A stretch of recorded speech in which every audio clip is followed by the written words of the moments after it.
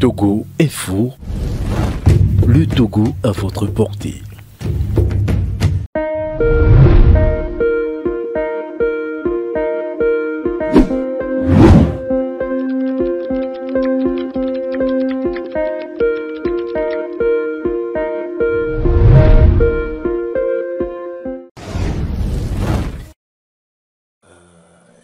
La politique avec la religion, je ne sais pas comment vous entrevoyez ça.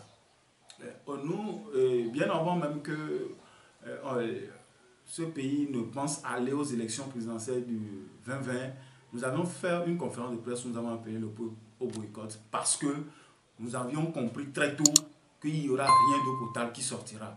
Mais les gens nous ont cru des pagailleurs et ne nous ont pas pris au sérieux. Malheureusement, les pagailleurs ont raison et ceux qui pensent être des gens réfléchis ont tort. C'est malheureux, c'est regrettable pour notre pays qu'on en arrive là aujourd'hui où la politique, la destinée du peuple se joue comme si c'était dans un jeu de game.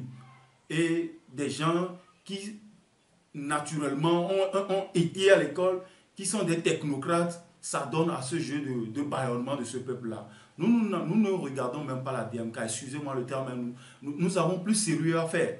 Nous avons plus sérieux à faire. Le travail se fait sur le terrain. Ce n'est pas sur les réseaux sociaux, ce n'est pas des, comment l'appelle-t-on, des pots de banane entre leaders de formation politique. Nous ne sommes pas dans ce jeu-là.